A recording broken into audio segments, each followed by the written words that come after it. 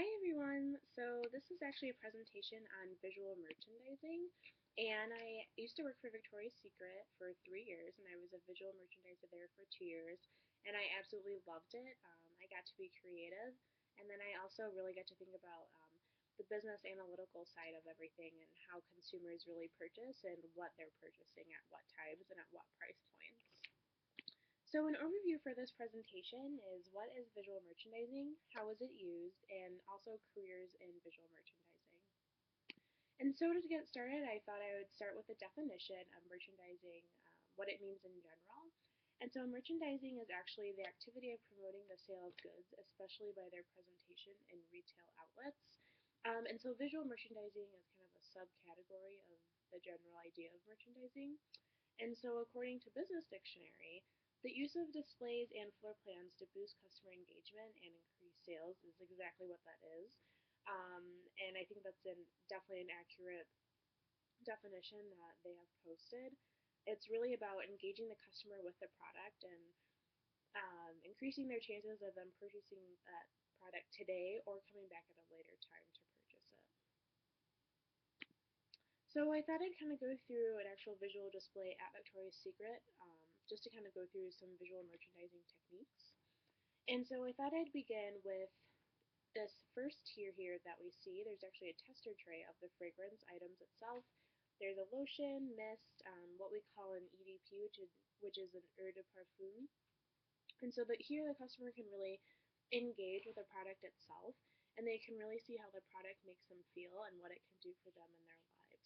And so that's really one of the first steps in is encouraging a customer to buy a product, is really making them feel something.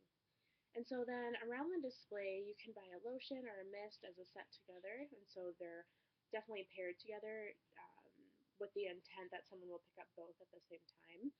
There is also a gift box that we see on the bottom right, and that really is for someone who doesn't want to spend a lot of time shopping or trying on a new fragrance. And so they'll pick up this box super quick as they're walking to the checkout, and then it's just as easy as that.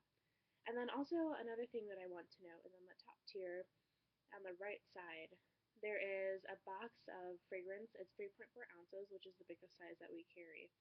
And so this is placed on top in case a customer decides to actually purchase this. They're most likely to pick up the first box that they see instead of actually looking at the bottom and looking at the smaller box.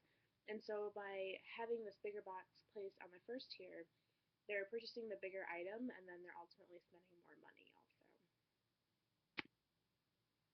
So for the second example, this is an example of a Dream Angels table that is at the front of the store. This was about a year ago.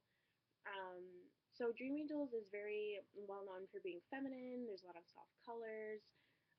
And so what we really try to convey is that exact same feeling. This is for a woman who really wants to be feminine, but she still wants to shop at Victoria's Secret and feel really great about herself, but she's not as maybe scandalous as some other items that we have.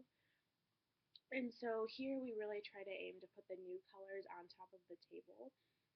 It's really important that customers see the new product. Everyone knows that we carry regular colors like black, nude, and white, but customers really come in to see the new items that we have, and so it's really imperative that that's the first thing that they see when they walk in. So as for careers in merchandising, you can be a retail merchandiser, where you can work at a store location and have managerial duties, but also you'll be required to be a visual merchandiser at the same time. You can be a merchandising associate for a company, and you can actually um, take part in buying products from vendors to decide what you're going to sell in your store for a certain target or market and determine at what price points those products will be at. And then you can actually be a freelance merchandiser. Some stores will actually hire third-party companies to merchandise their store so they don't have to employ them themselves, and that's definitely an option also. And so an overview of what we've learned through this presentation is that appearance leads to customer engagement, merchandising is ultimately used to increase sales, and then you really get to be creative and analytical. You get to be creative because you can really come up with awesome displays throughout the store, but then you really have to think about your customer and what'll get them to actually purchase product. And then we also talked about opportunities in this field, and there are definitely a lot of options. And so, what I'm really hoping is that the next time you walk into a store, you really pay attention to the merchandising and realize how that affects your buying decisions.